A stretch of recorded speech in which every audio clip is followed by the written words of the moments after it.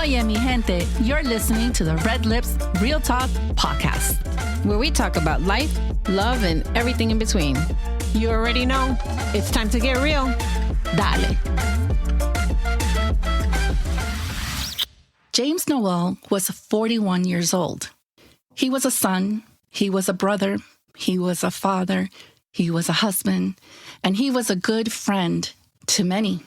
James was a beautiful soul with a smile that lit up every time he walked into the room. He was the kind of man that everyone loved, and I mean everyone, because in all the years that I knew him, I never really heard anyone say one bad word about him. And I want you to think about that for a moment. Think about how rare that is. That most of us, if we're honest, can't really say that about many people that we know, but we could say that about James, because James was a beautiful soul. James passed away of a cancer that most of you have probably never heard of. It's called Renal Medullary Carcinoma, also known as RMC. It is an extremely rare, highly aggressive form of kidney cancer. It almost exclusively affects young adults of the African descent who carry the sickle cell trait or have sickle cell disease. James fought it, and he fought it hard because his will to live was very strong. And the disease that took his life is sitting quietly inside 1 in 14 Black Americans right now. And the scary thing is that some of them don't even know it. This is James' story.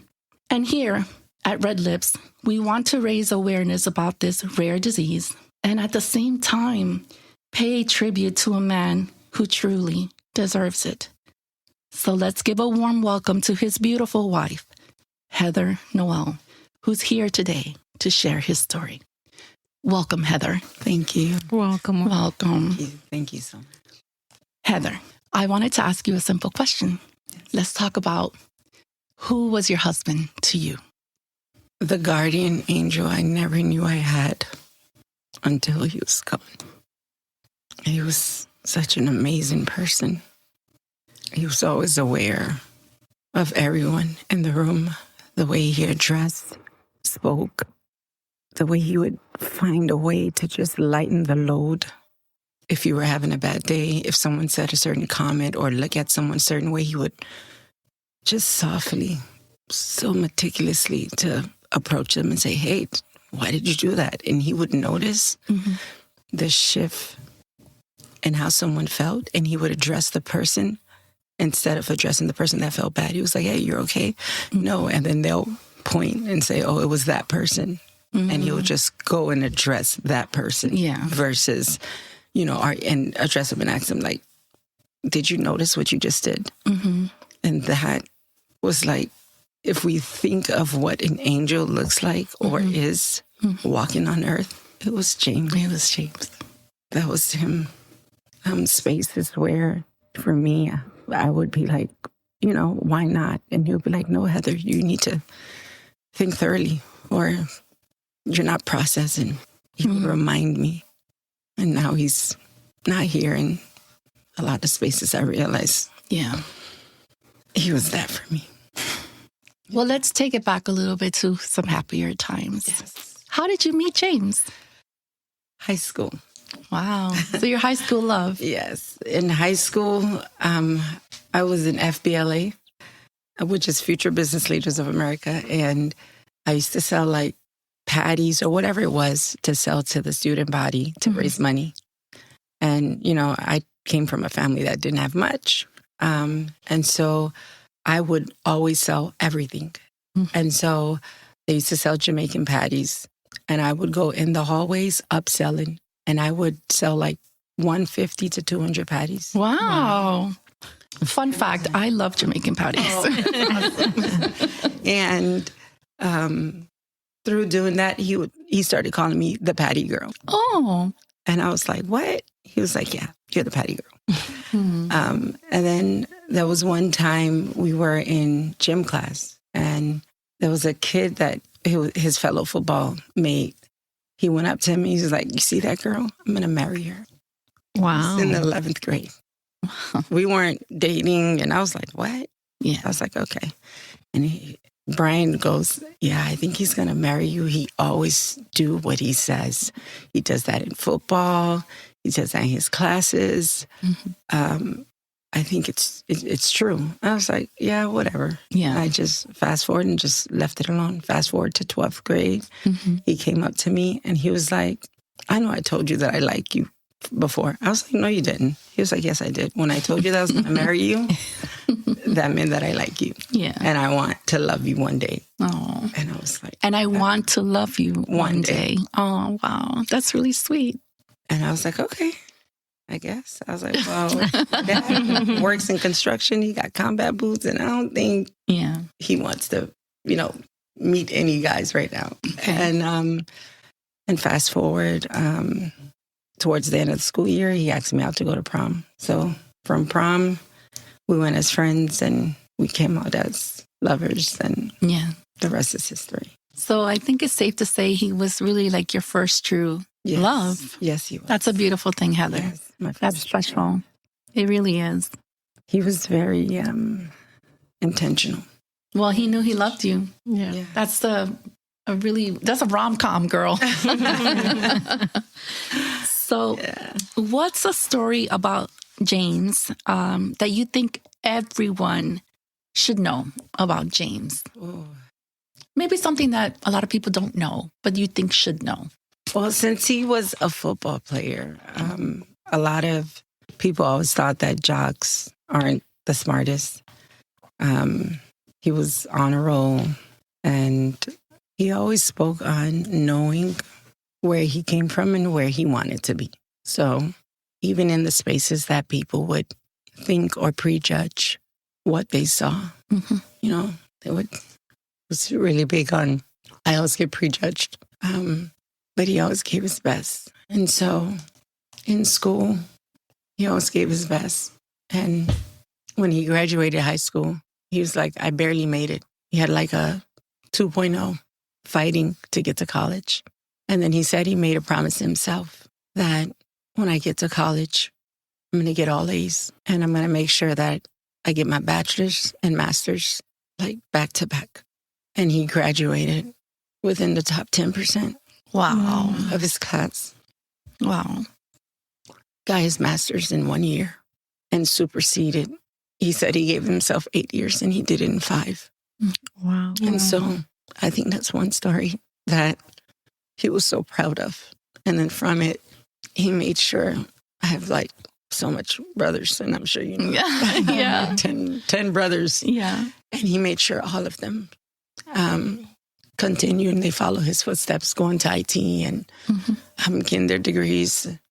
So he was a role model for your family. Yeah. Yes. I could see that. I met your husband at a job. He was the IT guy. Yes. And, it was a lot of people. It was about 400 employees when it was all said and done within a couple buildings.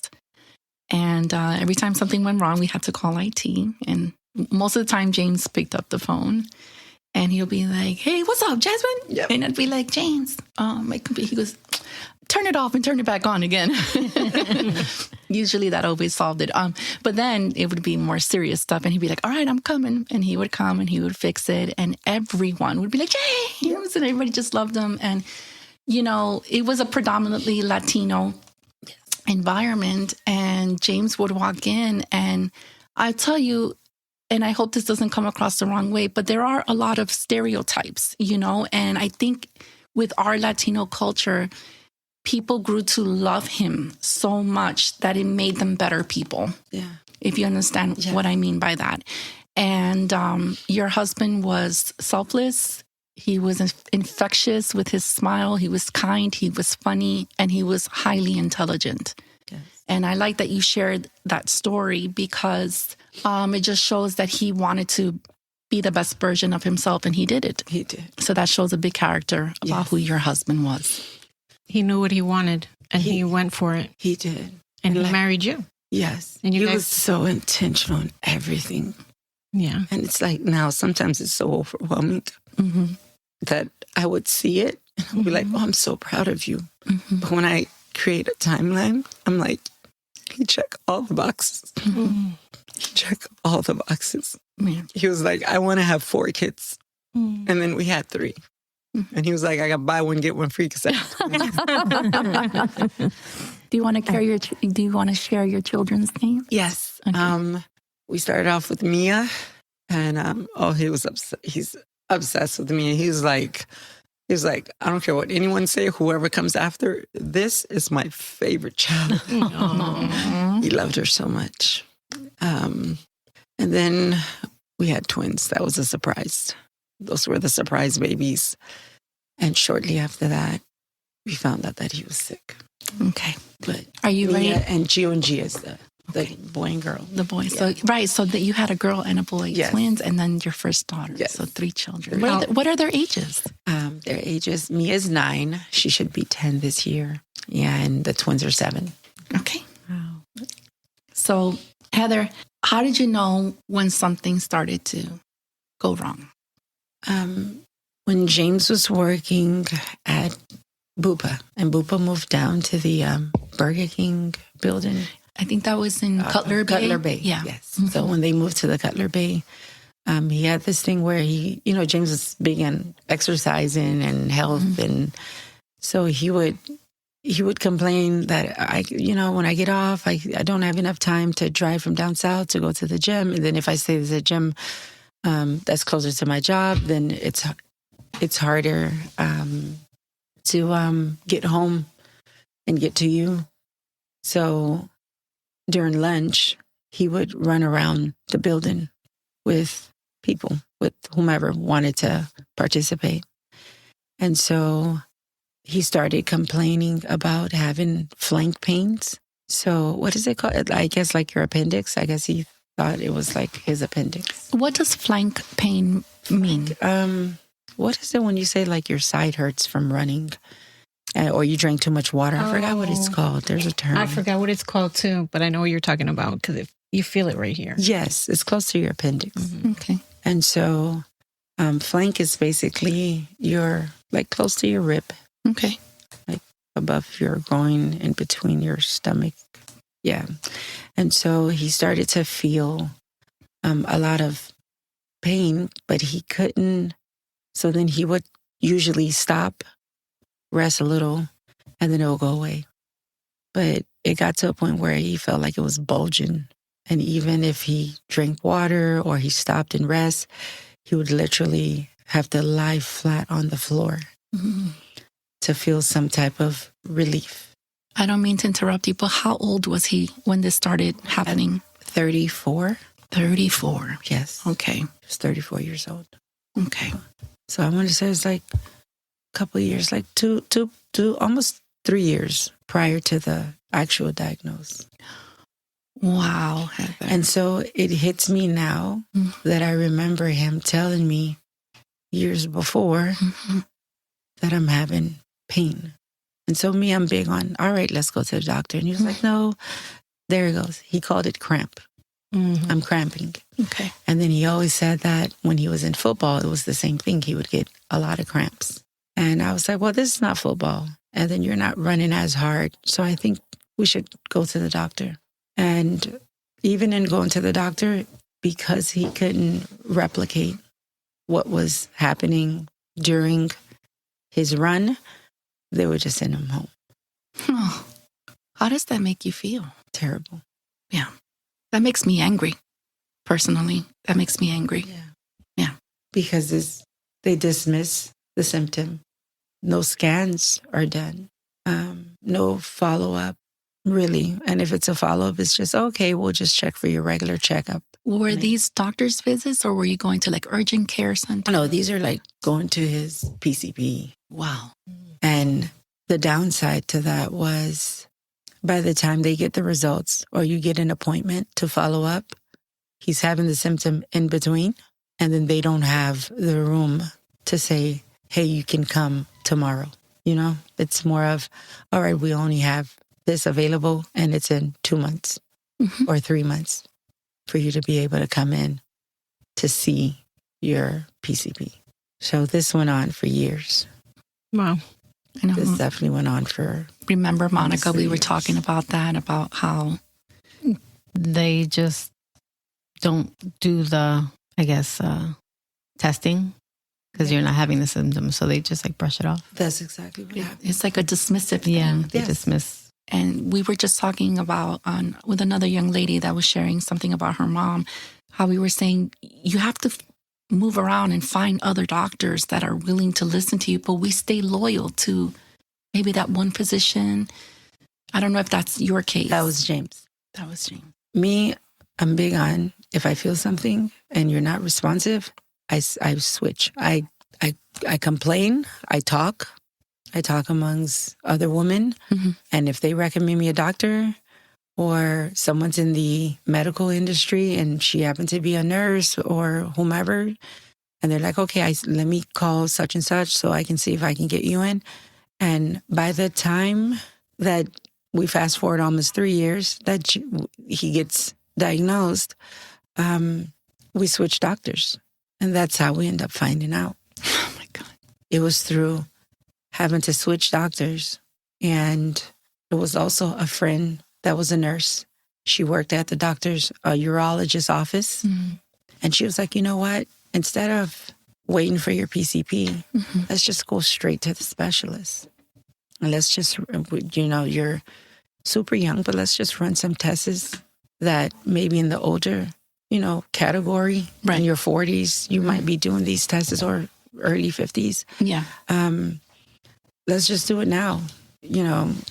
Go straight to the specialist and he can tell you all the tests that he can run just to get to the bottom to see if there is something. Was it the same pain for 3 years? It was the same pain, but it got worse. It kept getting worse? Yes. And from it getting worse, we came out well, he actually came out and said, you know what? Why not? So prior to that, when the flank pains got worse, he started urinating blood. There was blood in the urine, but like the Red Sea.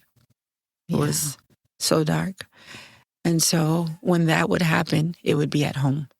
But then when he would have to go for testing, they would be like, okay, could you be able to, do the same thing and we can test it?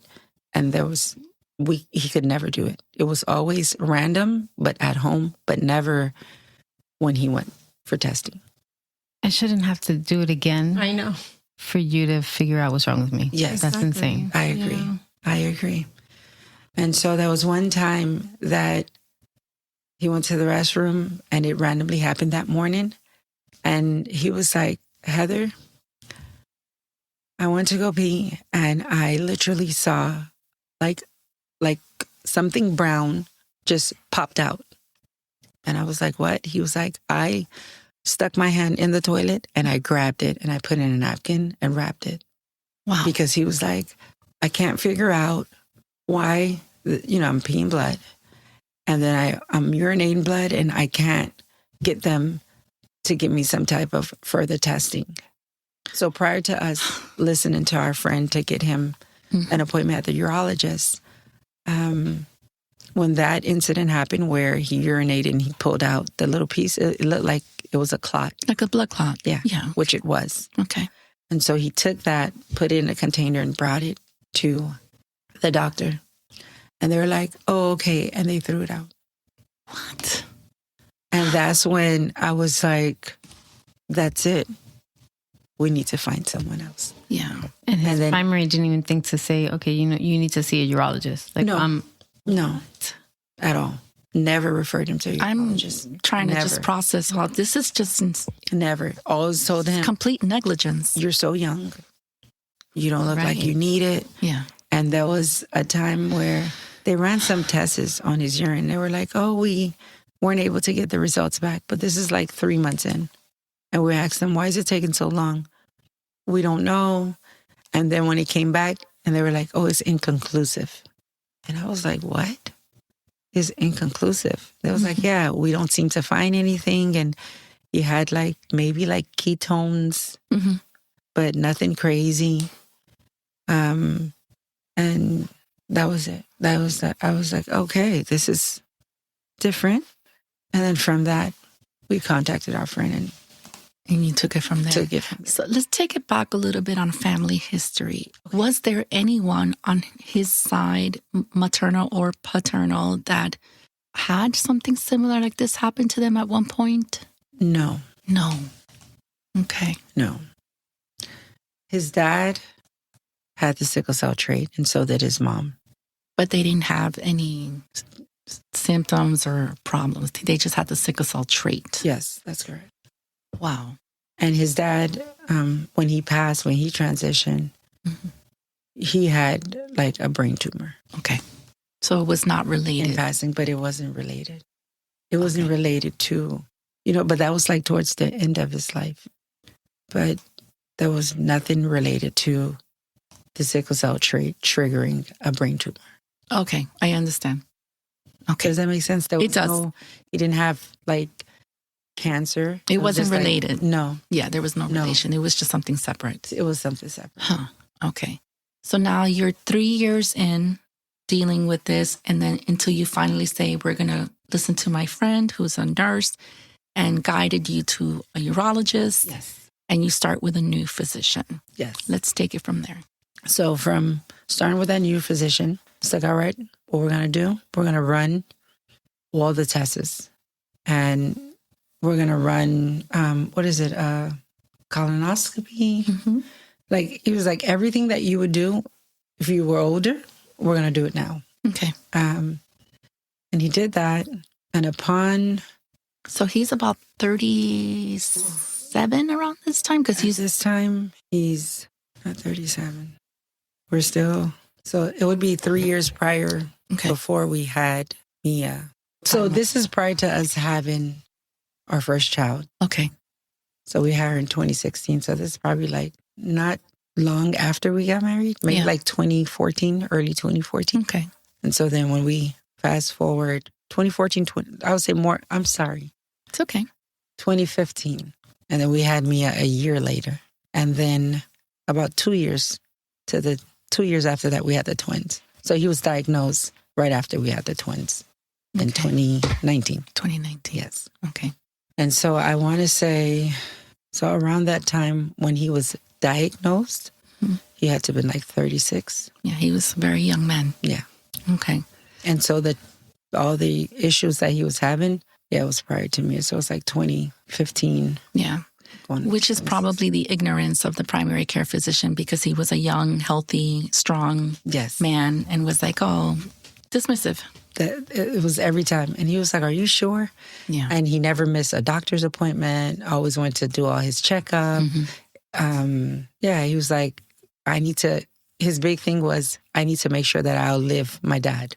Because his dad passed when he was 53.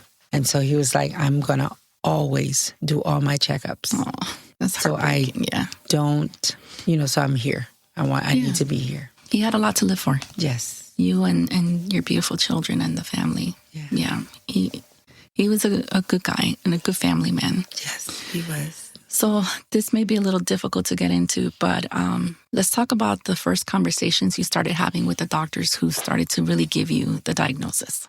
So that was Dr. Simon, and he's the urologist that ran the test. Upon running a particular test, James was still bleeding. He was still bleeding when he urinated. And Dr. Simon came out and he said, all right, since we were able to find blood in the urine through running the test, and he did like a series of tests where he made him, if he urinated at home, he gave him containers to catch it and then bring it in. That was like a major difference. Yeah. And it was a relief. Meanwhile, the other one threw it away. Yes. Yeah. And he was like, if we can be able to catch that, then we can test that and we should get something. So there was one container where it was so much that he was like, all right, we need to do a procedure, which was laparoscopic. And so we could be able to get to the bottom to see where is this coming from. And he was like, this might be like, what's that, like kidney stones? So maybe, you're passing some type of kidney stones. Did he experience pain while he urinated? No, he was fine. He was fine. Okay. He said he didn't feel anything. And that was the number one tickler where he was like, all right, well, if you're not having pain, you're only having pain right before you urinate. But during, he was fine. And so that was where his doctor said, okay, well, we need to at least get a container that has, it containing blood so that we can test it. And then we can move forward. If we test it and I see, based on whatever we see, that'll determine the next step. And he was like, the next step will be the laparoscopic procedure to go in with the camera to see if there is any type of clotting. And then from there, we can move to the next step. So then he was able to get the testing came back, and it basically just said, he was like, it's just, he sees a lot of clotting. So he's going to go and move to the next step to see what is going on. So after that happened, I forgot the name of the procedure that was performed, but he said upon going in, they saw a lot of blood, and it was just like everywhere. So the camera couldn't be able to tell, so he pulled the camera out because he said once you see that there's so much clots, it could be cancerous and you don't want it to spread. That's a lot to take in. And we were like, what? And he was So that's the first time you heard the C word. The first time that C word came out. And I was like, okay. And James was like, he was shocked. He didn't really know how to respond, but he was like, okay, we're just going to keep it positive. And so he ended up pulling the camera out and then referring him to another specialist. And that specialist, it's like a kidney specialist. And then he went on and said, we're going to run more tests to make sure. Mm-hmm. So now he referred us from Memorial to UM. And it was so many different appointments. Was your experience different once you were in the UM bubble? They were amazing. Yeah. It was like, I didn't know this world existed. Yeah. I bring that up because, we've been doing this quite a while and we talk with other people and everyone always says that that's like the forefront for major. Like, why didn't we go to them first? Yeah. Mm-hmm. You have to be your own advocate. You really do. That's what we're learning. I was so shocked. Yeah.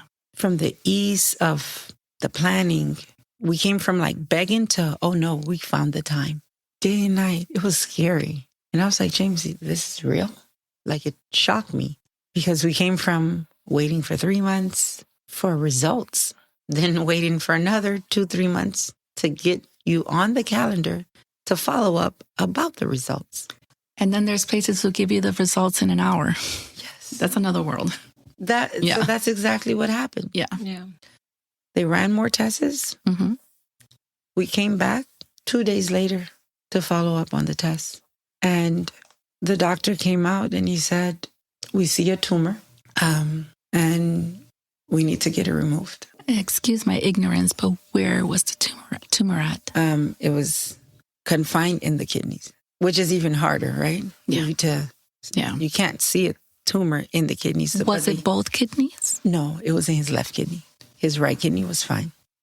Was it not possible to just remove the whole kidney? Because people can survive on... Oh, they did? They did. Okay, sorry. I didn't mean to fast forward. Like everything happened so fast. So this is like, we're coming from more than 2.5 years, almost 3 years of trying to get appointments to...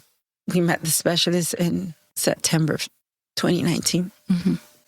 November 5th, 2019. Mm-hmm. They're removing his kidneys. Mm-hmm. His left kidney. And I was like, why couldn't this happen sooner? I'm confused. And James is like, as positive as you're going to ever see it. Babe, don't worry about what didn't happen 3 years ago, but it's happening now. Mm. And that's all that matters. Yeah. It's like, okay. It's like, listen, I got a wife, I got 3 kids, I got all these people to feed. I don't care. I just care about it's being removed and it's going to preserve me. And that's it. So we fast forward, November, kidney gets removed. Then there's recovery. And then they told us they have to send it for testing. And then once they test it, it might take a while for pathology to get back, but no more than 2 weeks, the longest 3 weeks. How was did you share this with the family already, your family? At that interval, yes. So we shared this with the family from September when we went to the urologist. Okay. In 2019. Okay. But I think at that interval, everyone, like when I sit back, I'm like, everyone just kind of just did their thing like it was no big deal. Mm. And so I would be up all day, all night, researching, trying to understand blood and urine, whatever it meant. That must have been a very lonely time for you. Yes. My husband would be like, Heather, go to sleep. Mm-hmm. I think that's enough. And I was like, no, I need to make sure. So prior to even finding out his diagnosis, I spent every night just trying to make sense of why do men have blood in their urine, watching YouTube videos. Mm-hmm. And there was no real answer because there was no real diagnosis. So it was kind of like a lot of generic. So they had not told you yet that it was officially RMC at that point? No, Okay. no. We found out that it was RMC December. So his kidney was removed. So September, you went to your new specialist. Yes. 2 months later, which is November. Yes.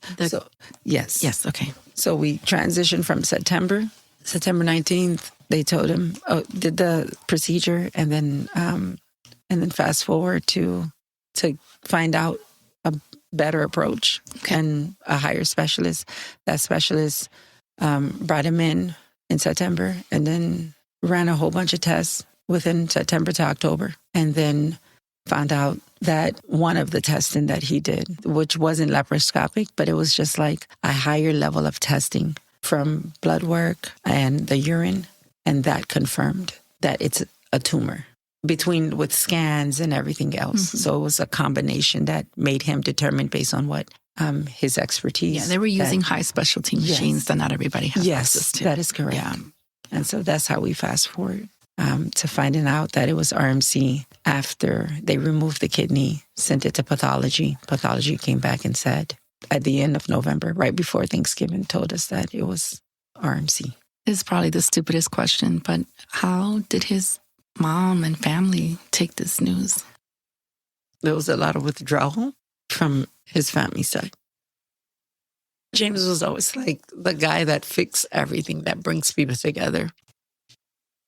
So it was like, oh, you have a problem? Okay. And so he had to he explained to them, but I don't know, they just withdrew. It was almost like, no, you work out, you lift weights. You're the one who will always help everyone. You hold it together. You're so used to holding it together. When you say withdrew, do you mean like they were maybe in denial, or they withdrew altogether? Just trying They didn't talk about it. So in spaces that he was looking to have the conversation with them, they listened and they're like, oh, okay. And that was it. They didn't want to deal with. They didn't want to deal with it. It was like dismissed. So the people that reminded him there's a reason to live was the people from work. That's why he just loved everyone so much. They gave him hope. Everyone gave him hope. Everyone. And sometimes when I sit back and I understand why he would fight back his tears, but he would cry. It's kind of like hard to watch Superman cry, you know? It's hard because he won't cry in front of anyone else. And then he'll just like brush it off and be like, all right, I got to be positive. I have to push through. And he's like, you know what? As long as you're here and I got my 3 kids, we're good. And then he would just push through. Your children at the time, they were very small, but children are very intelligent and they're very resilient. They must have known that daddy wasn't feeling too well. Yes. The twins were just turned 1. Mia was 3. She just turned 3. And Heather, that's a lot, Heather. Yeah. You know, to go through that and be a mom of 3 babies. Yes. You know that, right? Yeah. That's a lot. Go ahead, take your time. I just want you to know that sharing this story is very important. But I also want you to know that you went through a lot and you're strong. You know that, right? Sometimes. You are. And what you're doing right now and sharing something so personal is going to help someone. I want you to know that. Someone's going to listen to this and you might save their life. And I mean that. Yes. So now your children are 3 and 1, Yes. right? Okay. And so you can tell when kids know something's wrong because they stare and then they're always, I mean, kids are clingy to their parents, but it's like a different demeanor that they have towards you. And so when, after he had the removal of the left kidney. It was the left kidney. Yes. Okay. He came home. Usually it's the right kidney. Yeah, I was going to say that because I did a little research. It's usually the right kidney. Yeah. Yeah. He was one of the That was a little ones. rare. Yes. Okay. So then in that being rare, the doctor was like, wow, I always see it on the right. So Mhm. I think, I skipped the part of after we found out, this is November, a few days before Thanksgiving, that it was the C word. And I was like, okay, is there anything that you can do for us? And this is at UM. The doctor said, we don't really treat this cancer. And we have 34 people, 33 of them have died. And we have 34 and 35, and he'll be number 36. And 34 and 35 is about to die. Like blood, just like verbatimly.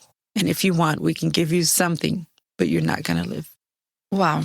Okay. Let's take a little breather. Wow. We don't have to. We'll take a little breather. Yeah. But I mean, shit.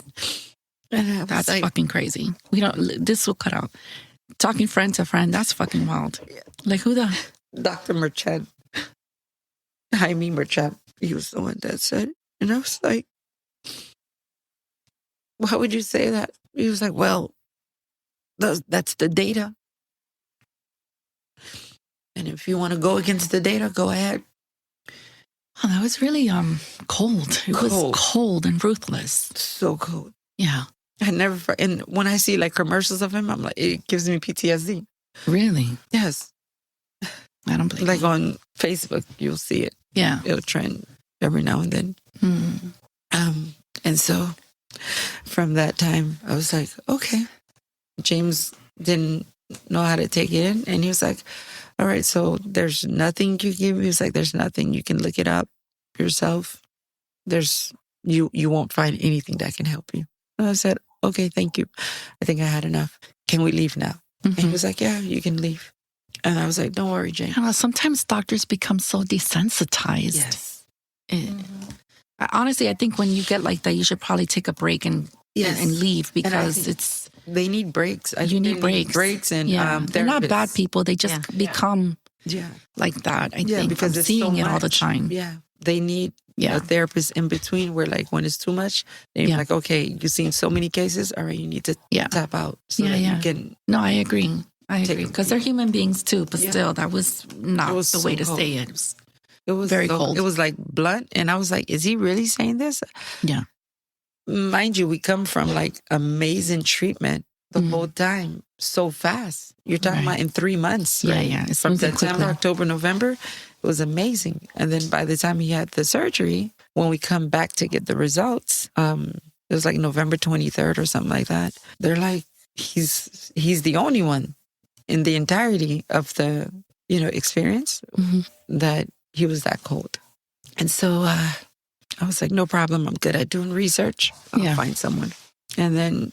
But so, excuse my ignorance, but it's because it's so rare that they could count how many cases. I mean, it's that rare. How many cases that they've actually treated. Correct. And so the other part is that it's a rare cancer and it's a non-clear cell cancer where you can't see it.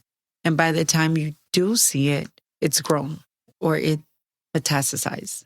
So that's why the studies show it's hard to treat. If it was a clear cell cancer, then you can see it quicker. Do you happen to know why it affects the African community more? Because I really don't know why. So I know the sickle cell trait, it's big in the northeast region of Africa. Okay. And I think they had high cases of malaria. So malaria is immune to sickle cell. the sickle cell trait. So then if you had the sickle cell trait, you would never get malaria. I don't know how that happened, Oh, but that is medically a thing for people in Africa. okay. And so 25% of the African population has the sickle cell trait. It's very high. Them and 25%. them and the Wow. Mediterranean, like Arabic, a lot of them have sickle cell traits, and a lot of them go to MD Anderson for treatment for other non-clear cell cancers as well that are rare. And so that's where that whole dynamic comes from. And it was like, so the sickle cell trait, when tumors start to form, it creates erratic cells. The cells go crazy. And so from the cells offsetting, they just take over your body. And so that's why a lot of people, when they do find out and you don't get treatment, it metastasizes. It starts to travel.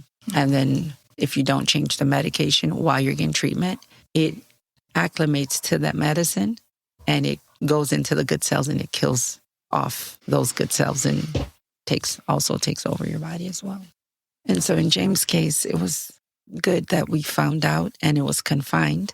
So all the ureter, they cut them and was able to remove everything and clean and everything out.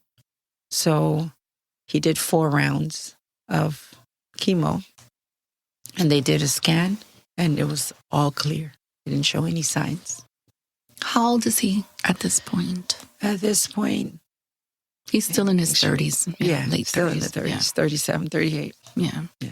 So after your experience with that doctor who was being like that with you, you decided to move on to another specialist? Yes. So I started to do research online and I was able to find a doctor's email from MD Anderson. There was a kid, his name was Herman O'Connor. He had the same cancer as James. And his sister, Cora O'Connor, she created a blog and she started blogging about her brother. I found that story. And within the story, they put the details and the email address and phone numbers of the doctors. And so I took that and I contacted the doctor. I called him and I emailed him. Mm-hmm. And he emailed me back the same day. And he told me there is hope. Dr. Tanier told me there's hope. Come on over to Texas and we'll help you. He's gonna live. That made Thanksgiving so much better. So much better compared to the news of what the doctor gave us. He literally told us that he has, by December, no longer than February of 2020, he's going to be dead. He'll be gone. Yes. He said, go home and put your affairs in order. But you're definitely, in 3 months, if you don't get any type of treatment, that's the end of it. And did you share that with now the rest of your family? I did. You did. Okay. My side of the family started, joining forces and was like, no, we need to figure something out. Let's go to another doctor. Let's get another second opinion. And so they started searching Moffitt, I think. Is it Moffitt? Moffitt? Yeah. Okay. Moffitt. What's other that? hospitals? It's a hospital in Tampa. Yes. And They're also for cancer, right? equal to UM. To UM. I didn't know Yeah. that. Awesome. And then they have Cleveland Clinic, but they're not they have certain, they specialize in certain things, but that was like Moffitt is really good. Mm-hmm.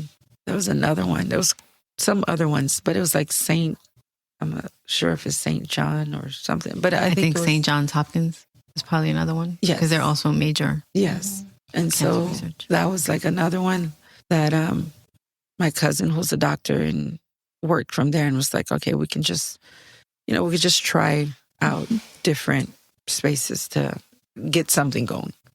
And then on his family side, they were, I think at that point, they probably started to take it a little bit more serious, but it was still like withdrawals. It was still a lot of withdrawals. And so I guess when they started seeing that, he started to withdraw a little bit because I think he was looking more for a different type of support from his family. That's really tough. It was different. That's really tough. Yeah, it was so different. Because we're all human beings, and that's like the ones you look at the most. The most. Especially the family that you come from. I think that's very important. Yeah. And as time started to pass, I don't know if it's, some people can't take bad news well. Okay. I'm not sure. I just started telling him, making up, not excuses, but trying to justify like, hey, maybe it's just a lot for them and how they process things. And then slowly but surely, I guess because time was passing by, they started to come around, but didn't want to talk about it. And so I had to ask him, like, was there like other deaths in your family dynamic that had cancer? And he was like, no, except for when my dad passed in 2009. But that was completely outside of what he was going through. Right. And he was like, no, there was no one. But it was like taboo. Don't, it was weird. That happens. I've heard that too, like, especially with cancer. Like certain family members, certain people just don't want to acknowledge it or talk about it. It was weird. Yeah. You want support and they don't want to deal. Yeah. Yeah. And so when I saw that and I saw how he was like looking from his maternal side to be more like embracing, that's when I was like, all right, we need to form an army to make sure that your mental space doesn't get compromised and that you look forward to the future and we focus on positive things. Did you see the positivity going away? I saw he started to withdraw because I think you look for hope, right? And then the family that you grew up with, you look for hope in them too. So you look for engagement. And there was a lot of withdrawal and it was cold. So it's like the doctor was cold and then you come to your family, they're cold also. And it wasn't everyone in his family. I think it was just more like the immediate. It's like more the maternal and siblings. It was just different. It was different for him. And, for him, first time going through so much all at once. I just had kids. Just like my life is just starting. And then this is the news. The circumstances. Yeah. I feel like I need a little break too because I didn't know that was happening to James. So That's not cool at all. And while all of that is going on, he's going to work. He's pushing. He's positive. His energy came from like 1 to 1,000,000 at work, and he just absorbed everyone. And whatever energy he had, he would just pour. Didn't matter what was going on. He just poured so much positive energy. Like it didn't matter. Like you could have fired him. You were like, I will work here for free. Like from getting that news, he became that person. Yeah. Like probably gave him something to also get his mind off of things. Yes. Being around supportive people at his job that really loved him. Yes. I could see also why the calling to continue. Yes. And then because he started to internalize things early on because it was kind of like the energy was being siphoned, the negative energy was being siphoned from his family dynamic. So he started to like go into a shell. And when I noticed, why is he so much in like a withdrawal state? It was every time where his mom would be like, okay, come over for dinner. But it would just be like a funeral. It was like quiet. And I was like, yo, this energy is off. And then I would see he would go into a gloomy state. And I was like, he doesn't need to be here. Wow. I was like, no, we can't normalize this. This is terrible. For me, it was like bad behavior. Oh, wow. For me, I saw it as that. And I was like, if you don't address the behavior in that moment, like if you're thinking you're going to make it, you're not. And it's just going to get worse, So then I was like, we need to shift our thought process. And I was like, we can't have this no more. And if we're going to be in a space where we're going to your mom, if you want me, I'll have the conversation with her. Hey, we can't be down because he's already down. We need to uplift him. And this is not the space. And then from that, it's like I opened up a can of worms. And that's when it was like a battle. Oh. So you expressed yourself to this? I expressed myself. And from expressing myself, it was just like downhill. They weren't receptive of it. And so when we when he had the surgery. And his mom was like, I want to be there. And I was like, okay, no problem. I think it's good that, Yeah, that's his first mom. love. Yeah. For me, I think moms are the first love to children. Was James her firstborn? No? No. He's the Okay. third. Okay. And so she came and we're at the hospital. And then when the doctor came and told us to diagnose, and his mom was present. And so the doctor came and he was like, I need Miss Noel to come in. And so his mom got up. And then the doctor said, no, not you. His wife. I need his wife. She's Okay. young. And I was like, it's me. And then she sat down. He was like, okay, I'll be back. I'm going to go in the back. We're going to wake him up. And once we wake him up, I'll come back and get you. I'll send the nurse to come and get you so you can tell him hi, because we want to make sure that he doesn't throw up or anything, because it was a long surgery. Is he in Texas at this? No, this time, this is, I'm just giving you like Oh, a long story Oh, okay. about the whole Oh, okay. energy Okay. being Okay. siphoned. I was trying to connect Yeah. a story. I didn't mean to a time. interrupt you. I'm sorry, because I didn't say that. I'm sorry. So he came out, and I was like, okay, no problem. And then when I sat down, because he asked me before he told us that it was cancer. He's like, do you want, I was like, it's fine. Jessica was there, Okay. and his mom was there. I was like, no, you could talk to all of us. If you can talk to me, you can talk to all of us. We're all family. And he's like, okay. So he's like, well, the tumor turned out to be cancerous. It's a rare cancer. We're going to test it. But he should be fine. But we'll give you more details later on. And so when I sat back down, and then that's when his mom just started like cursing at me. Cursing at you? Yeah, because I don't know, for a reason, she was like, no effing crying here. We don't need to effing cry. Just cursing. And Jessica was sitting in between the both of us. And I was like, stoned and Right. shocked, because I'm shocked. it took us a while to get to the point of finding out what was going on. Yeah. And then, the energies, when you were saying, how... But was she cursing like? I'm No, only asking. at me. It was directed at Like, you. at me. What the hell? Because you were crying. Because I was crying. You got an answer. You Yes. finally got an answer. Yes, and she has a dynamic in how she exists where I'm the mom, I come first. Syndrome. Mm. And so she felt embarrassed She already felt some type of way when when the doctor came and said, no, not you. So then you tie that into when they said the C word, and then she took it upon herself when the doctor went away, and then the language, the new language started. And then from that, it turned into, when we fast forward now, Mm. to where he's looking, for his family to embrace and console him and support him.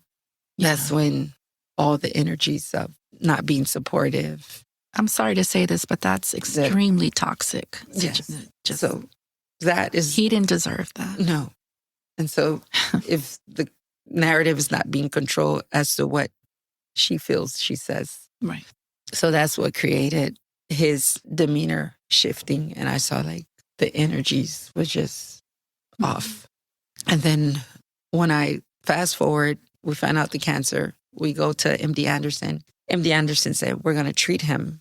So then we started the treatment January 2020. So this is before COVID, because This is before. Everything happened before COVID. COVID. Okay. And then after COVID, when COVID was about to start, Yeah. that's when he started treatment. Which in itself, must have been, It was a lot. that's a lot. So, but you're in Texas. Now we're Not- traveling to Texas every Yeah. month. Oh my God.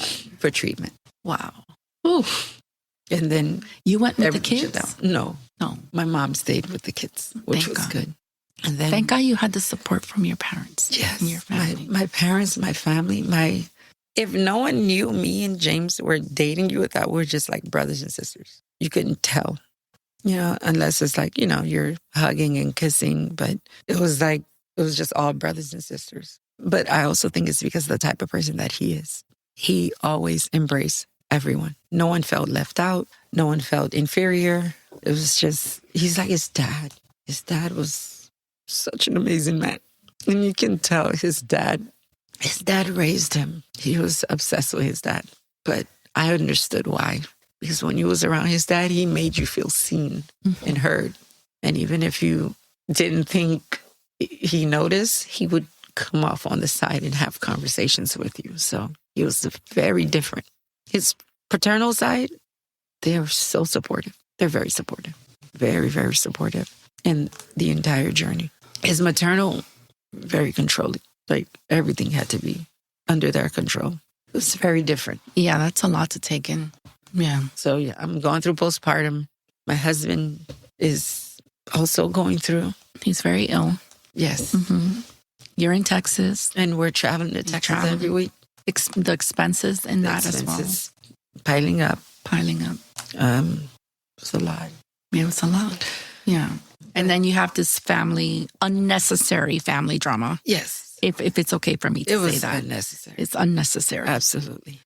Not trying to be disrespectful. No, I'm just there's basing it nothing off what you're disrespectful saying. about that. Yeah. That was so direct. It was blatant. yes. Mm. You know, honestly, I didn't even understand it. Right. I don't understand it. I never don't. understood. Yeah. I didn't understand it. Yeah. I wasn't aware that it was to that extent. It's unfortunate Yeah. that he had to go through that. Yeah. And you. And there was spaces that he got better. Okay. 2022, it restaged. So he was good for 2 years. It restaged in 2022. And then we started treatment again in March. Did you start the treatment again in Texas? In Texas. Okay. Texas was the only place that would treat him. Really? Only. So there was nothing in Florida? Nothing. Huh. Anywhere. Wow. Only. People flew in internationally to get Wow. treatment only at MD Anderson. Texas, Houston, Texas. No other place. They're teaching other hospitals. A lot of doctors. Dr. Pavlos Misael. Amazing. That's my second angel. Hmm. Amazing. It's when you find those doctors, right, that It's so rare. change your world. Yeah. They The way he exist. talk, he doesn't even care about. He said, what I'm here to do is when I see your charts and I look at the counts, because they have these different tests that they run in the background to count how much cancer is in your body. He's like, I'm worried about keeping that under control or eradicating it completely. Right. I don't care about what doctors haven't worked. He was like, I manage to eradicate the cancer. That's all I care about. And James' life being elongated. Right. And the other doctor in Miami said just go home and you have 3 months. Yes. And he outlived the 3 months, surpassed Years. 6+ years. And that's why we're passionate about telling these stories about, you have to not just stay with one physician and listen to what one person says. Yep. Do your due diligence. You have to, like you said, advocate for yourself. Yeah. Mm-hmm. And even Dr. Misael was like, James, I'm not going to be in every appointment. Mm-hmm. So when you go back home, you have to talk to your team of local oncologists. And he would get on the phone and talk to them. He was a proactive doctor that it didn't matter who. It would be like, if they can't get you, give me their phone numbers. I'll call them myself and I'll keep calling. That's how much he would cater. That hospital caters to you. And if another hospital is not willing to, they said, we'll do it. But if I'll get them on the phone. Wow. Even towards the end of James' life, and we were here at Memorial, and James had pneumonia in his lungs, plus the cancer started to penetrate through his lungs. Dr. Misael was on the phone telling them, because they didn't want to treat the pneumonia, because they said, no, we think it's just cancer. And he was like, no, that's the pneumonia blocking the cancer. So in order for me to treat him when he gets back to Texas, I need you to treat the pneumonia. They started to treat him, had him go home and stop the treatment because they said that it's not going to work. And he was like, go to the next memorial and then call me. And I need a general doctor to assess him. I need one of the doctors to assess him physically. And if physically it shows that he can't breathe properly, I need you to treat the breathing. And because they're not oncologists, they're doctors that treat symptoms. And right now you show symptoms of pneumonia. If that can be under control, you can get on a plane, fly back to Texas, and I can treat that cancer. And he did. And that extended 2 years. So he really advocated for you. He advocated so much. What's his name again? Dr. Pavlos Misael. Misael Pavlos. Dr. Pavlos. So he was an angel. He was an angel. James loved that guy. He was amazing. It's still amazing. I'm just taking a minute because I'm just like listening. It's a lot. It's a lot. I didn't know my friend went through like that. It was with the family. Like that makes me sad. It pisses me off because So much. he was so sweet. Like Yeah. that's your parent, your mom. Like you're like, dude, man, That's a lot.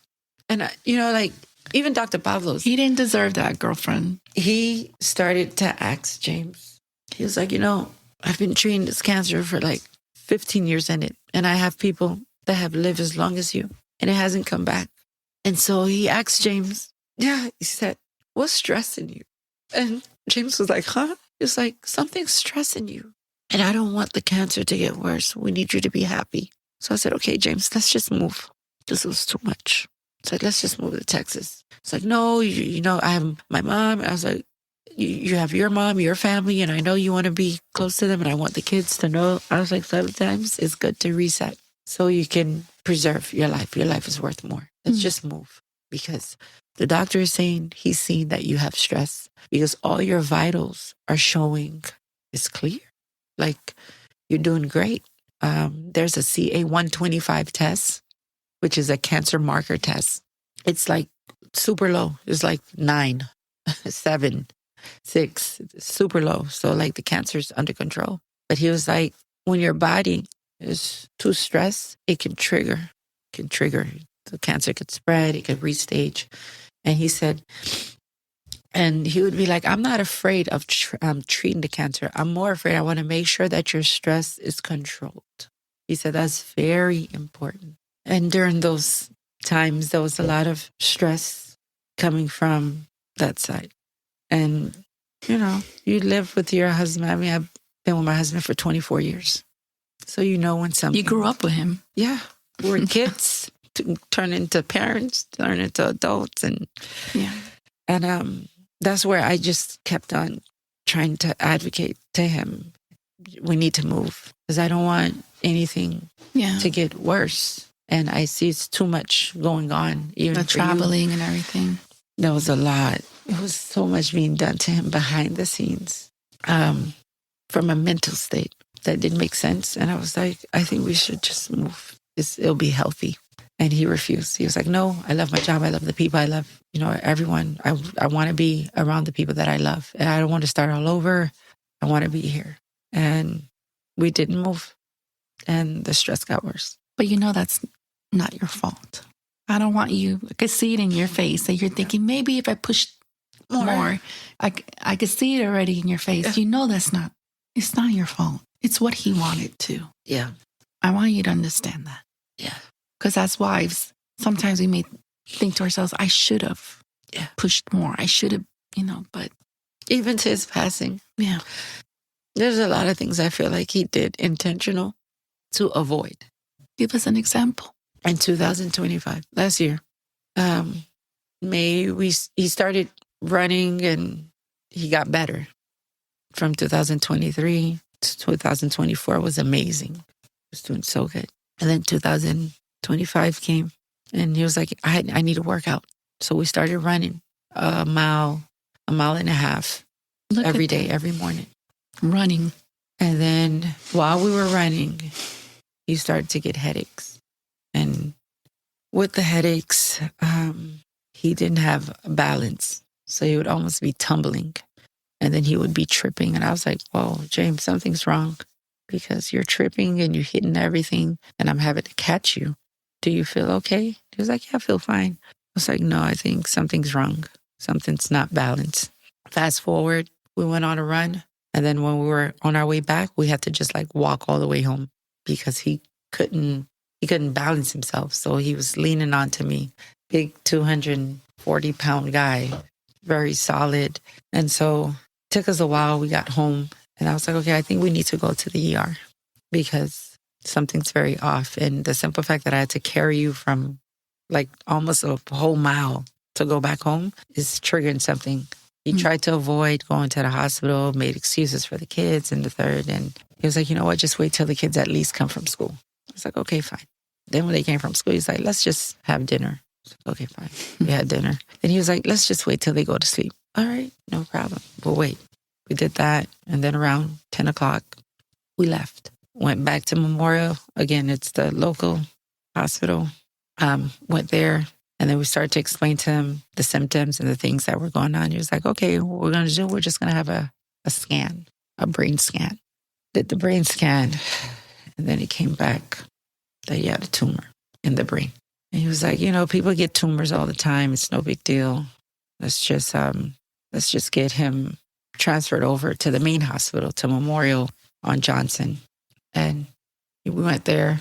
And then they also said they need to hurry up and get it out. But it was not big. It was like, I want to say 3 centimeters. But because he had cancer, they wanted to take precaution and hurry up and get it out. So they scheduled him like 2 days later to do the surgery.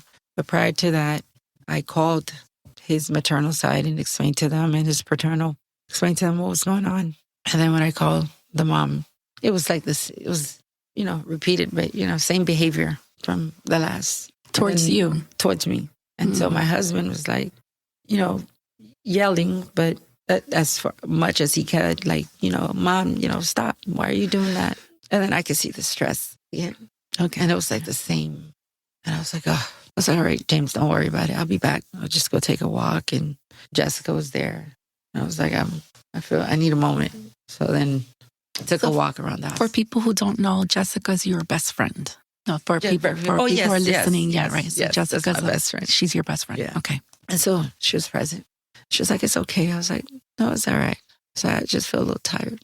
And I was tired because I was like, man, it's been 23 years. And then at that interval, I was like, James, I love you, but I'd rather get a divorce because it's too much. I'm tired. Those were the thoughts that you were having. No, I told him. Oh, you told him. Because I couldn't take it no more. I was so stressed. I was so tired. And he was like, no. I was like, I know you love your mom. And you only have one mom. But I was like, you also have one wife. I know we come from our parents.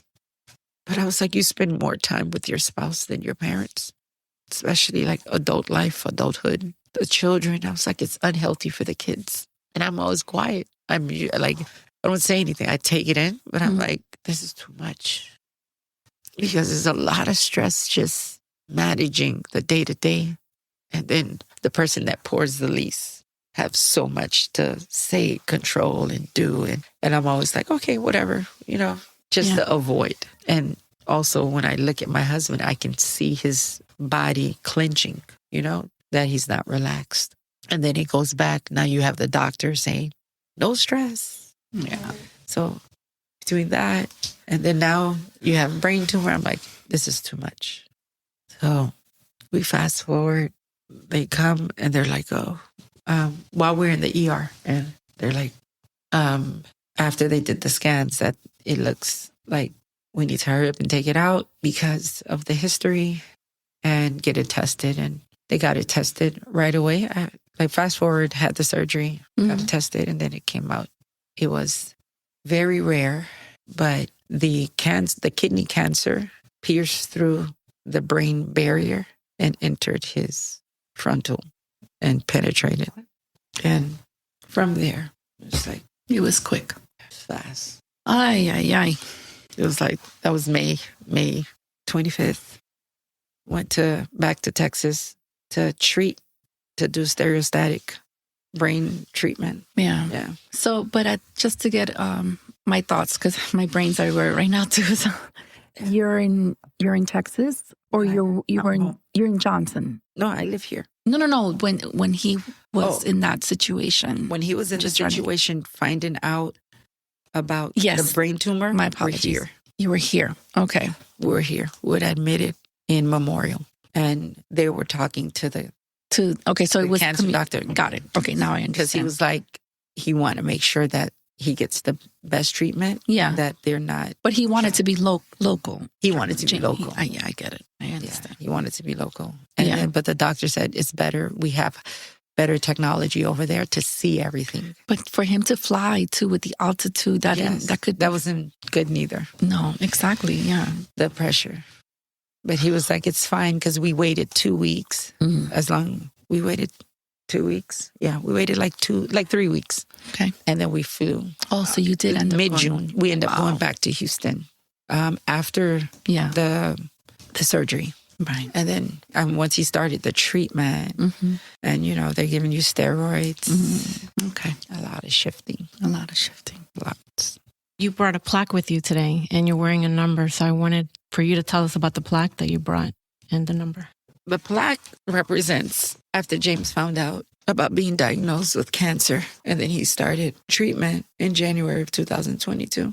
He's an alumni at Robert Morris University, and they called him and they told him, hey, you graduated 14 years ago and no one has been able to beat your data, like all of his accolades that he performed in football. And so they said, we want to induct you in as a Hall of Famer. And so that pushed him to be like, oh, I'm not missing that.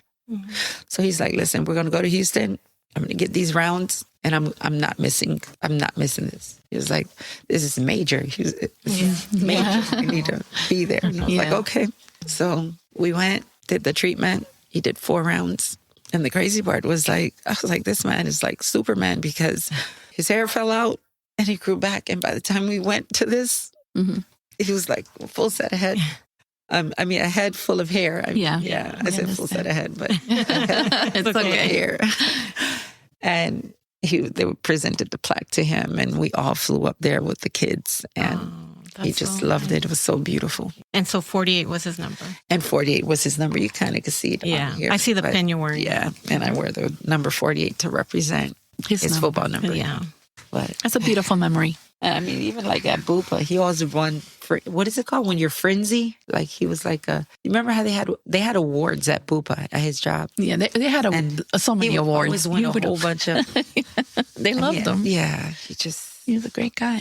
The energy was Infectious. yes, Happy energy. happy energy. Which is why it's devastating to hear, you know, the unpleasant parts. Yeah, Because he was just a joyful, sweet soul. So Yes, and he just- that's what makes it, I think, a little more devastating. Yes. Even for me, from a perspective of knowing him. Yeah. Yeah. Wow. So I'm going to ask you some questions about you, if you don't mind me of asking. What do you wish people understood about grief that you don't think they just get it, like that they don't know? You find out the news, you start grieving from the time that the news hits you, and you never stop. You don't. And then even like laying him to rest, you're still grieving. You're grieving now the memories, and you're grieving, you know, the intervals of what you could have been doing and what you were doing. So I don't think the grief ever stops, especially when it's a person of that stature, of how he was. Yeah, it never stops. But grief doesn't have a timeline. No, You take the time that you need. And that's your journey. I'm learning that. It's a hard space because sometimes I feel like, am I being selfish, you know, to my kids, or am I being selfish that the version of the mom that they're having to experience in this moment is not the mom that they hope to see, you know? Or am I gonna shift the narrative of their trajectory in life because mommy's crying or mommy's withdrawing or mommy's not as happy Right. as when daddy was here? I feel guilty all the time. I think we always carry it with us. It just doesn't go away. I think it just gets lighter and lighter as you carry it with you. But it takes time. And everybody's different, and it's okay. Yeah. I think a lot of moms always feel Yeah. guilty. It's just, we can't help it, you know?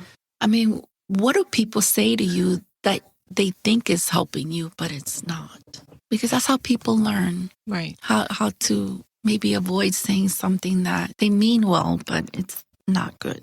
Get out of your head. Really? You have someone say that to you? I'm sorry. And I'm like, I'm not in my head. I don't even feel like I'm in my body, let alone my head. I was like, I feel lost. 24 years wasn't built overnight. And then children was added into the mix. You know, just the whole process of the hope that you hold on to. Yeah. I've had people say to James, your sickness is making me sick. I go on and on. And I think that's why, like, I was like, man, I know I can't do this by myself. So I would send, I think, over like 1,000 text messages to so many people, anyone that was they knew from elementary school to high school to middle school to college. Yeah. To work, my job, his job, everyone, anyone that we encountered. If we met someone along the way, they became a part of this journey. This journey, yeah. And that helped. Yeah. And so hope had started to look different. Mm-hmm. And so the things that started to look like I couldn't endure, I was able to take it because I felt more powerful that at least I can share the journey. Right. I can share the story. Yeah. I mean, what I'm gathering, because I'm learning for the first time, Heather, is that honestly, aside from the illness, which was very difficult, and how rare it was and everything that he went through, it was the family dynamics that was really heavy. So heavy. That's shocking to me. It was so heavy. And like, honestly, till this day, I still don't understand it. I hide my kids away from it. And, they ask questions. I tell them, honestly, I can't answer that right now. About like the family? Yeah. Yeah. Because I suppressed it. Mm-hmm. Right. I just suppressed it. I just took it in because I was like, I need my husband to look happy, be happy. I need him to live. I need him to feel powerful, unstoppable. And he did. And I remember even like 2 days before he transitioned, he worked online and his boss texted him and said, and he had like the tubes and he was running a meeting. And he texted him on the side. He's like, James, I think you need to get off. He was like, I think I need you to get off the call on the side. And he was like, and I can finish the meeting for you. Because the people that were on the meeting, and it was a Zoom, were like, why is James working? And they all was texting his boss. Right. And the number one thing he told me when he got off, he was like, I'm so happy Olegario said, I could get off. It's like, you know what, Heather? If I had to spend my last day being around the people that supported me the most, I'll do this all over again till I die.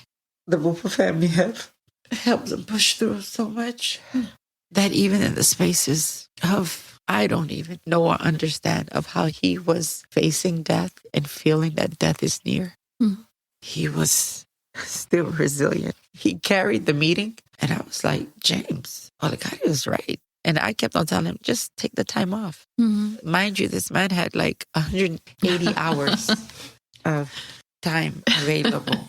It's not like he didn't have it. They told him, you just get off. Right. And we'll pay you. And he would tell them no every time. Every single time. He loved it. He the people there loved him, and he felt support system, and it gave him a sense of purpose. Like that's what he would say. Yeah. He said, I'm just going to sit here and stare out the window and let the doctor come in, give me a pill here, give me a pill there. Right. That's it. He was like, this can be me. If I'm able to do it, I want to do it. It's like, I love these people. When he carried out the meeting, it was like, come on, baby, you think I'm going to fail? No, there's no failing here, Who are you now that you weren't before? Before James was sick, I used to feel fearless. When James got sick, I lived in fear. After James' transition, I started to feel myself again. I felt fearless again, even through the tears, the hurt, because he reminded me of that, because he was fearless. Nothing stopped him, not a hospital bed. He would take chemo and work all his projects while receiving chemo. I can show you so much pictures. And he would tell him, all right, I'm about to go under. I'm about to be in a coma. The cutoff time is 4:00. And he would send out his messages notifying everyone in the company. If you want to talk to me, call me tomorrow. I'll be right back up again. And he would do it every time. So spaces that he didn't show fear reminds me every day now. And I feel powerful again because I feel like I lost myself. Because I was always, mommy mode, wife mode, always worried. And now I don't feel that. Through him, I don't feel that anymore. And you feel like you have a good support system with your family? Yes. Yes, good. I'm glad. Yes. I don't mean to bring up, It's okay. but how's your relationship with his mother today? Well, there's no communication. She's anxiety. I see a therapist to help me navigate because there's a lot of things. So she would send people now to try to come and talk to me or convince me or persuade me. And I tell them, no, Okay. I can't. I can, but I can't because people are creatures of habit. Right. And the spaces that she pulled me through the last 24 years was unnecessary then. I don't want to relive it. I don't want to, no. It was too much stress for me that she gave me. And then my husband, I understand it's your son, but it was just too much. And I cannot. The healthy space is to just, keep the distance. As we get older, our circles get smaller, Yes. not only with friends, but with family. And, we all want to like get along with everyone and love everyone and have peaceful situations, but that's not always the case for everybody. And you have two very small children and you're still a relatively very young woman and you have to mourn your husband and take the time that you need Yes. to mourn your husband and to heal and to be able to, which you're already on your way to finding yourself again Yes. and start another phase of your life with your husband obviously still in your heart. Yes. But it's okay to say, I'll be ready when I'm ready. Yes. That's a very powerful thing. Yes. I had people telling me, oh, did you have 6 months? I was like, 6 months of what? 6 months of What does that mean? Oh, the kids are young and you're young Mhm. and you need to make sure They're giving you 6 months on your grief. on my grief so I can start dating. What? I was like, I've been here for 24 years, not 24 hours, not 24 days. You don't get to choose that. There's no There's no timeline. You don't get to choose that. Weird space. I don't even know what to say. I'm shocked. I'm shocked. I have somebody. A lot of weird space. Yeah, I have someone very close to me who has told me things as well. Family member telling her things like that as well. Yeah. And it just shocks. It's like, you want me to take everything and just dispose my husband? I don't get it. I don't understand it neither. When people say things like that, like it's so You there's can't. no timeline. It's so There is no yeah. timeline, and you can't. Like to me, that's so inappropriate. Yeah, That's the love of your life. exactly. That wasn't a bad date with somebody or a guy you dated for 2 weeks. This is the father of your beautiful children and the man that you have loved since 10th grade. I mean, that's wild. There's an insensitivity chip that's missing there. I'm sorry. Maybe I shouldn't say that, but you didn't deserve that either, Heather. No, not at all. So That's much. a lot. The crazy thing, it comes from people that haven't really dealt with it. Or when they have too much access to you. Yeah. The Yeah. accessibility. So it's like it's easy to That's a throw good that point. in Right. because That's a you're good in point. close reach. Yeah. And that's when I was like, oh, I got to shut this down. Wow. I'm I need to isolate a little bit. Well, you literally witnessed how stress can deteriorate your body. Yes. So you, for sure, don't need that. You have 2 children to take care of. So you set your boundaries, and when you're ready, you're ready. Yeah. And no one If can tell ever. you different. Yeah. honestly, if ever. if ever, and it's okay if you don't. Mhm. Yeah. But it's good you put the boundary. That's finding that you're fearless again. Yeah. So good for you. Because usually I would be more like, okay, I want to make sure James is happy, he's smiling. Mm. So it didn't matter what a family member would say, the mom, the aunts, the brothers, all of them. I would just like, okay, does it make you happy? He was like, yeah, I love my family. I was like, okay, just bring them, tell them, come on over, or we'll go over, or whichever. I was Right. always, yes. And then I see the smile on his face and, the joy that he would, overlook whatever Mm. other things that were happening. But as long as I saw him smiling, I was okay with it. And he had a beautiful smile. Let's keep it real. He really does, did. He does. Yeah. I could see why you like to see him smile all the time. Yeah. Heather, I And wanted to supported talk our to you love about so the much. funeral. And I mean this from the bottom of my heart. Unfortunately, I have attended more funerals than I would have wanted. I mean, I was actually thinking about it the other day. I've attended way too many. But I've never been to a funeral like the one that your beautiful church and community threw for James. Yes. That particular day was my best friend Jessica's birthday. Okay. And I was telling the girls, I have a funeral. I'm going to attend. I'm going to be a little bit late. So the girls were like, don't worry, show up when you show up. I had no idea that this was what I was really like attending. Yes. I've never seen anything more beautiful in my life when it comes to a funeral.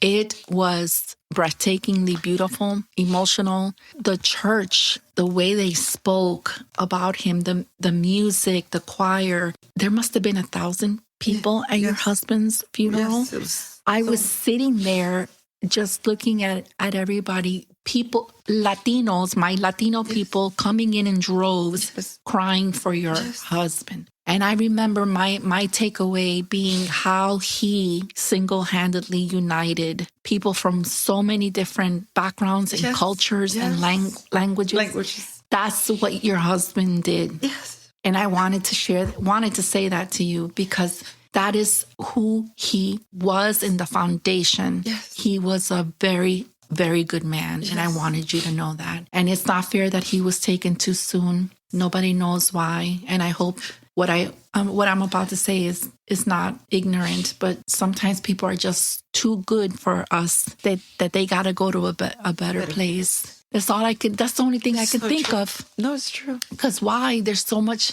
for him to live for. His beautiful young wife, his beautiful children. He was needed here, and it's unfair. And I'm sorry that your family has gone through this. But it was truly a beautiful, beautiful way to send him off. Yeah. Did you feel that way? I did. I felt very heavy about it. But I think it was all of what he would approve. He was really loved. He was deeply loved. If you could say something to James right now, if he's listening right now, what would you like to say to him? I love you. Thank you. Thank you for helping me become a mom and just being you and not being influenced to determine if he should show up or stand up for someone. It was just, that's who he was. And just thank you for being you. So Heather, I want to pause here and talk to our listeners about what RMC actually is. Is that okay? Of course. Okay.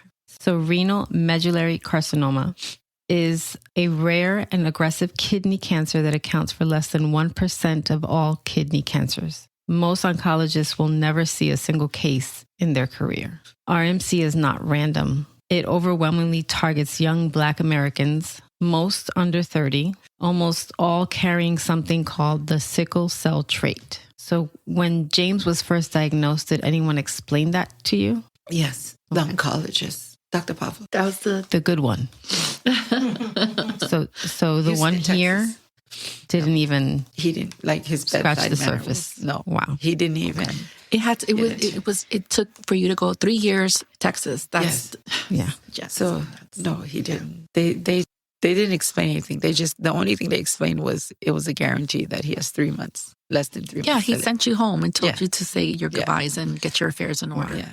I just want to point out that sickle cell disease and sickle cell trait are two different things, right? So the disease means you've lived with it, you've known you've had it for pretty much your whole life, and the trait is something genetic that you carry a copy of the gene, but most people have no idea they have it, and sometimes you feel nothing, no symptoms. It's true. So about 1 in 14 Black Americans carry this trait per rmcalliance.org. Did James know he had this trait at all? Yes, he did. Oh, he did. So he was very careful where he told me that in order for him to even think the thought of marrying me or pursuing me to ask me out formally, I need to get tested. Oh, wow. And I was like, what? Test for what? And he was like, I need to make sure you don't have the sickle cell trait. Wow. Okay. That's when we were younger. We was in college. And I was like, why? Why does that matter? He was like, just tell the people, when you go see your doctor, tell them, check and see if you have the trait. So that if we do get married, that we don't have kids that are going to be sick. Because if two parents, so both of his parents have the trait. That's what I was saying earlier. Okay. His dad and his mom has the trait. So So it's like guaranteed. So it's guaranteed that you have 100% chance that if you have 3 to 4 kids, one of them are going to be full-blown sickle cell disease. Do his other brothers have? So he had 2 brothers that have the sickle cell disease, and he has the sickle cell trait. And he has one brother, the youngest one, he doesn't have the trait at all, but he's deaf in one ear. Wow. So that gene type, it creates abnormalities. Havoc. Yeah. Havoc on the body. And so he has a brother that's older than him. He passed when he was 11 due to the sickle cell disease. And his mom didn't know how to maneuver to care for him at the time. And so the thing is, it dehydrates your blood cells. They start to get into the C shape. So going back to how he got the tumor in the kidney, it starts to create like C's. So if it's around, then your blood can flow, and then you don't have a lot of dehydration. But if it's in the shape of the C, the blood sickles, and then it connects. And so when it connects, it clogs up. it can't flow through your vessels. And so that creates a clog, and then you get a tumor from that. And that's what happened to James. So his blood started to sickle, and it triggered that tumor. But if that tumor was addressed early on, the doctor, Misael, was like, they could have just cut a piece of that kidney, like a portion of it. But it was so long after. So the people that he was able to preserve that are still alive till today. And Herman, he's been alive for like 14 years. And I talked to him. He called me before James passed and after we spoke. And he said his sister, Cora, was very amnient. And they would drive from South Carolina to Texas, to Houston, to get treatment. And that's when back then they used to just give them the medication. They wouldn't flush anything out and they'll just send you home. Now it's better where they give you the medication, but then they flush you out with IV so that it can kind of like dilute the medicine so that it won't be as strong. But before it was terrible where you would lay out flat on a bed for like 4 or 5 days trying to recover from the poison. Had James ever heard of RMC before? No, none of us. So he wouldn't even think. He wouldn't even think that. Yeah. And he was like, man, why did I have to get the rarest one? It's like, if I can get a cancer, he was like, fine, okay, give me cancer. But the rarest one, I have to get everything rare. And I was like, yeah, I guess that's life. And not having access to doctors who knew how to treat this. That's the other. In the state that he lives in as well. That the whole thing was. I think they don't talk about it enough because I would think if it's rare that it would happen, then I think anyone that has the sickle cell trait, you should be having a conversation about that type of cancer. Right. Even if it never happens to them, since it's so low. Education. But then I also think that it's so low because even the doctors that probably think it's that type of cancer, well, you don't even know how to identify it. Right. So what if it is that type of cancer, but you're being misdiagnosed on that? Because as you said, those are early symptoms. Yes. Blood in the urine, side pain, and fatigue, which get mistaken for infections or kidney stones. Just like, and they used to give him like amoxicillin all the time. Mm-hmm. You know, that's like the. But see, if he knew about that, he could have said, you know what, can we test for this? Because I have the trait. Those are also some symptoms. Yeah. Like he could have pushed. Yeah.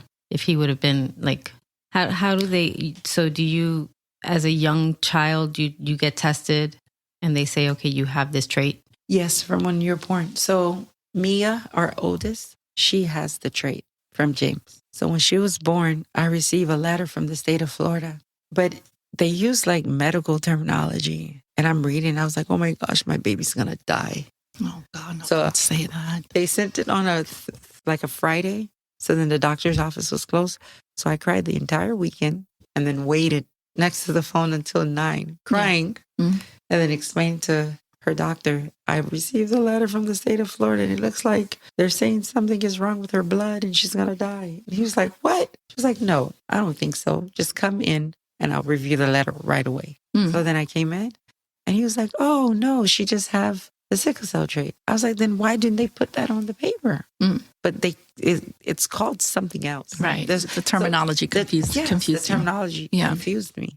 And he was like, no, she'll be fine. She just needs to drink a lot of water because it causes dehydration. So if you sit in the sun too long, you get dehydrated faster than most kids. So there's a lot of athletes that I also noticed they have the sickle cell trait. There's this guy, I think his name is Ronnie Hillman, and he's in the NFL.